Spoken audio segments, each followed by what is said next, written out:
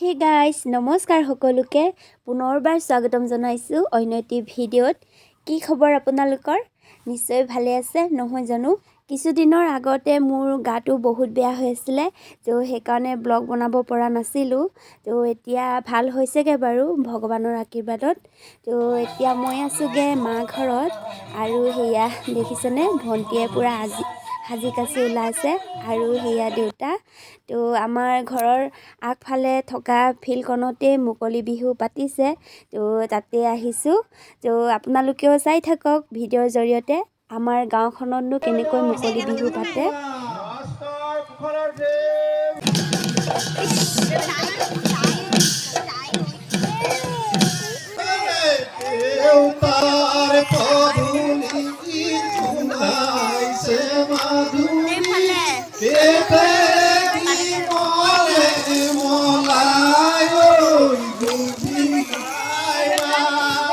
দেউতার পদুলির গুনাইছে মাধুরী কেতে কি মলে মলায় গোবিন্দায় রাম।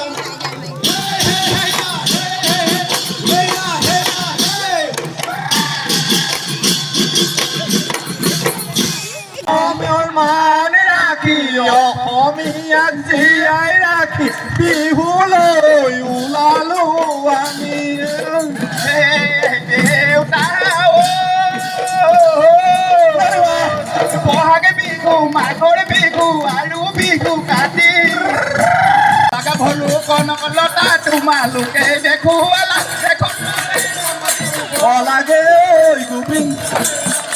এই কুশল কোঁৱৰ আমাৰ ককা বিধিছ হাতত বলি হলা দেখ কৰিলা স্বাধীন গোবিন্দাই ৰাম। হ'ল বলিয়া ধুন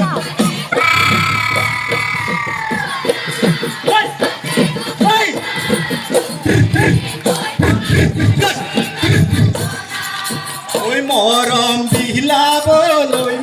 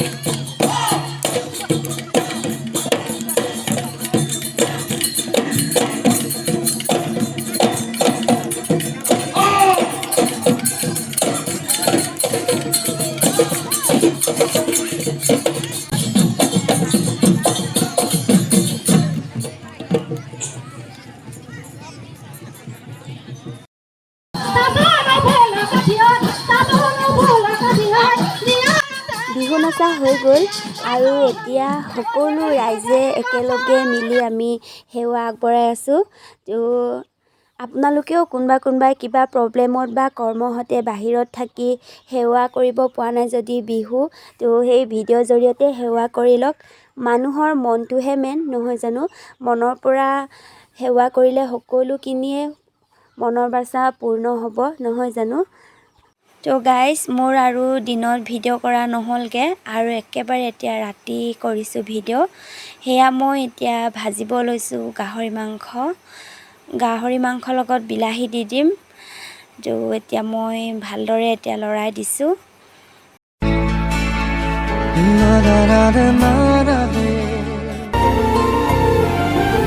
আৰু সেয়া আমাৰ টুনটুনি বেটীয়ে শুই গ'ল। ভাতেই খাব নাপালে তাই, মই বনাই থাকোঁতে টোপনি আহে।